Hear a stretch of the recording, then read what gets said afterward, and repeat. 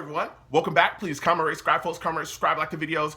Also share the videos. I want to thank everyone that does like, watch, and share my videos. You folks are the absolute best. Listen, folks, there's a link tree down below. Has the links to all of my social media platforms. Please go down there. Follow me across all my social media platforms and talk to me because I talk back.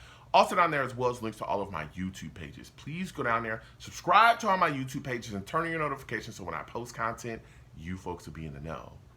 Now, with that said and done and put to the side,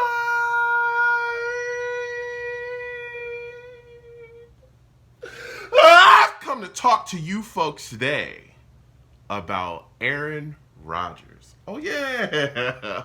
Oh, yeah. We talk about Aaron Rodgers, man. You know, as a Jet fan, this is a beautiful time. You know what I mean? We got him, and he's been here for quite some time, and he's been doing his thing and putting in work. And I want to talk to you folks about him hinting at playing more than just 1 year with the New York Jets. We're going to be discussing that. We're also going to be discussing some of the things that I'm seeing out of Aaron Rodgers, some of the beautiful things that I'm seeing out of Aaron Rodgers during camp, some of the things he's talking about as well. Now, we're going to discuss that. Now, I want to start with Aaron Rodgers talking about how long he could possibly play with the New York Jets. Now, recently he did an interview and he discussed this topic, and he really gave you an insight to his brain and how he thinks. And again, he's a very smart guy, we all know that, but just the way that he was talking, the way that he spoke about the Jets, the way that he showed love to the organization was big. And I want to let you guys hear this audio. Here it is. Go ahead and listen to it. How far into the future do you think? Like, are you solely this 1 year? Are you thinking about year 2 with the Jets, or at what point? Or 3 or 4 or 5, Yeah, like, as many as you want. But is that something that you're thinking about now, or are you just saying to yourself, let's go out there, let's get through camp, let's get through the season, and I'll see when we get there? Well, I mean, if you know, when I'm at the facility, when I'm here, it's kind of just you're, you know, as athletes, we're very routine based, so it's just kind of that day and maybe that week. But yeah, when I'm away from the facility, yeah, you think about your life all the time, and think about what you want to be doing next year and the year after, and so on and so forth. But you know, I'm not a big cliche guy. Most people would say, you know, I'm just taking this 1 day at a time and 1 year at a time. But you know, the Jets gave up a lot for me, so you know, to just play 1 year, I think would be a disservice. Now, if that 1 year turns out to be a magical year, who knows? But it's more than that. It's how my body feels. And I've made some changes this offseason with some, you know, some training and diet. You know, haven't eaten a lot of bananas or fruit in a while or anything processed. I've been kind of just sticking to a lot of protein and fats, and I feel body feels good, joints feel good. Changed up some training regimen stuff with my incredible trainers out west and in Austin, and you know, body feels really, really good. I feel like I'm in a good spot.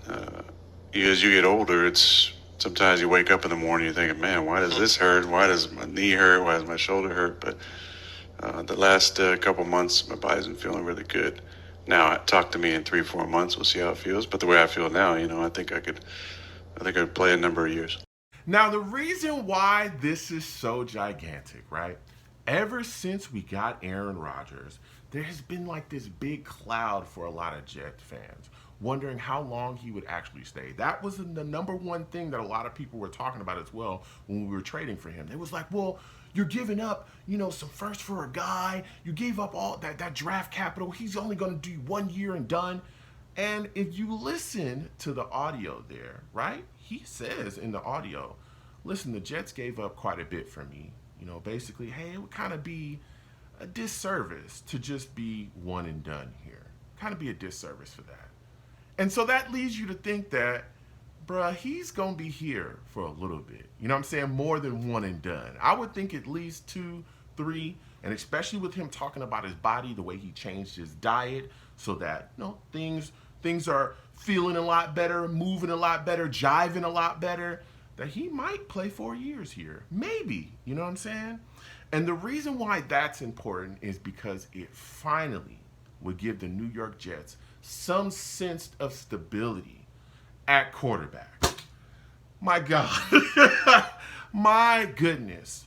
Right? We've been looking for this for years. A quarterback that can play to the level that Aaron Rodgers can play, to just be here and hold us down on the field, okay? We've had a litany of guys, okay? Sam Darnold, Mark Sanchez, Bryce Petty, Geno Smith, Christian Hackenberg, Ryan Fitzpatrick. I can keep going on and on and on with all the quarterbacks that have been here and gone, that we have not found the guy yet that can just hold us down and give us the type of impact, give us the type and production that Aaron Rodgers could give us on the field. Heck, you can throw, Zach Wilson into that as well, even though he's still here, and we'll figure out if he can turn things around. But to this point, he hasn't been a guy that really has given us what we needed as well, that we could actually get from Aaron Rodgers. So, again, the New York Jets will be reworking his contract, and we'll see what's going on with that going forward, right? Now, there's a lot of talk and rumors swirling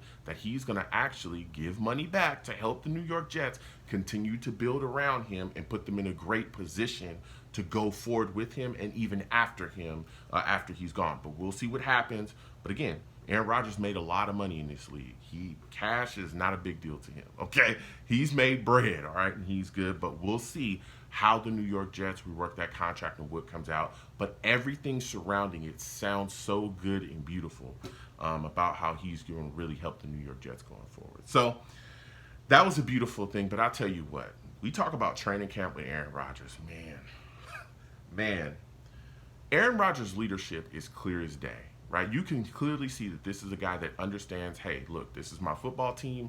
I'm here to make sure that we take the next step, get to the next level, and achieve the big one. He wants to win a Super Bowl. He's made it very clear. He wants a championship. A lot of other people are talking about championships as well. And one of the things that they need to do quickly, right, is gel to get that championship. Keep in mind, when a brand new offense here with Nathaniel Hackett, brand new offensive coordinator, there's a lot of things moving and shaking, the way that Nathaniel Hackett calls plays and just the verbiage and where guys need to be, that a lot of guys are going to be, need to be caught up to speed with. And Aaron Rodgers spoke about this recently as well, talking about how he shows patience as he's gotten older as a quarterback. He's understood that he needs to show patience with some of the guys so that they can come along. He needs to show patience to the younger guys that may not know where they need to be, and that is extremely important. So I want you folks to see this clip of him talking about this, and we'll come right back and discuss it. I feel like I've grown a lot over the years. Now, some of that is the well-documented plant medicine journeys that I've talked about, but the other is perspective. As you get older, you see things a little bit clearer, I think. Hindsight is 20/20. Try and rectify some of the things that you did a certain way that you feel like you could have done better. I think it's always important to have patience in shorts and helmets, have patience the first few days of camp. Sometimes the patience can wear thin if it's repeat mistakes, but we're just building this thing right now. We want to build it the right way. And yeah, I would say maybe earlier in my career I was a little more easily angered, and I feel like I'm a little less triggered. Now, the reason why that is important, right, is because we have a lot of guys here that don't know this offense as well as others, right? We have some guys here that are very, very familiar with how this offense looks with Aaron Rodgers under center, right, running at 100%, with Nathaniel Hackett calling the plays. They know what it looks like with this offense in live game action against a real NFL defense that is trying to take your head off. There's only a few guys here that know that. It's Nathaniel Hackett, the offensive coordinator himself, Aaron Rodgers, right? Tim Boyle, who's a backup. He knows what it looks like, right? Lazard, you got Billy Turner, you also got Randall Cobb. These guys know, but there's a host of other guys right here with the New York Jets that are brand new to what's going on here, right? Brand new to the offense, brand new to Nathaniel Hackett as an offensive coordinator. Garrett Wilson being one of them, who's phenomenal. Corey Davis, McCole Hardman, other guys along the offensive line as well, from Mekhi Becton to Laken Tomlinson to ATV to Tippmann, McGovern, even our tight ends as well, Tyler Conklin and CJ Uzama. There's so many guys that are brand new to this offense that are gonna need to learn what's going on. And so with Aaron Rodgers coming out and says, listen, I'm gonna show, I'm all about patience. I'm gonna teach guys, of course, You know, the frustration can run high sometimes if a guy constantly is making the same mistake, but he's also a guy that's going to go out there and help coach people. And we've seen that during training camp. We've seen him take guys aside and say, hey, look, we need to do this, boom, boom. CJ Uzama has talked about how he breaks down film and let guys know where he is. We've seen him early involuntary stuff. Stop an entire, stop the practice. Hey, whoa, stop. Look, this is what needs to happen on this play. This is what needs to happen on this play. This is where you need to be. This is where you need to go, buddy. Let's run this again. When he saw a mistake, he stopped and we're going to fix this immediately. And that's important because the New York Jets offense, let me tell you something. If it don't get off to a hot start, it's going to be some smoke in the city. Okay, let's keep it real. We play a lot of good football teams this year, especially early. Kansas City, Dallas, Buffalo. We played the Eagles this year. Like, there's some teams, okay, that we are going to play this year that are going to really try to put it on us. Keep in mind, right, we have the most fanfare I think I've ever seen as a New York Jets fan. Every camera is pointing at us in the NFL. We're all over all of the networks, from NFL Network to ESPN, CBS, NBC. We got 6 primetime games, possibly 7 if one gets flexed in. We got Hard Knocks. Bro, we are being shoved down everyone's throat. And every team that we play this year, even the ones that we think may stink, they are going to come in and play us, okay, like they're playing in the Super Bowl. They're going to come in ready to go because they know everybody and their mama is going to be watching us, or everybody and their mama is going to be seeing these highlights. So we got to be prepared, and the offense has to get off to a hot start, okay? It's got to get off out the gate rolling. So him having patience, understanding, hey, guys got to learn, but being ready to correct things with a helping hand really goes a long way for the New York Jets growing offensively, which is huge because that's been one of our biggest issues for years, is our offense not being able to get up to the standards of the modern NFL offense. That's been some issues, especially not producing. Points have been a big problem here. Okay, so the final thing I want to talk about is just the throws that we're seeing out there, okay? Listen, Aaron Rodgers, anticipation, touch, and arm strength, bro, it's off the charts. It's off the charts. I want y'all to check out this throw that he made to Corey Davis. Bro, oh my goodness. It is crazy. Check it out.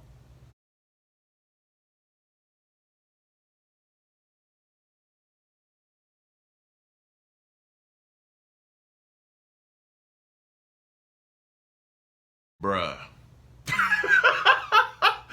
Bruh. Are you serious? That first off, the throw, Aaron Rodgers can throw into windows that you don't even think are there. But the fact that Corey Davis can jump out and grab that. Now, Corey Davis is a guy. Denzel Mims is gone. Corey Davis still here, right? We were all kind of shocked he's still here on the roster. This is a guy that has talent, like big-time talent, can be very good. So it's clear as day, at least to me, to this point, that the New York Jets are going to go forward with him into the season, and he may be a big part of this offense. If Corey Davis can go out there and do this on a weekly basis, make the big catches, do his thing, man, it's going to propel the New York Jets offense. It's going to be tough to cover everybody.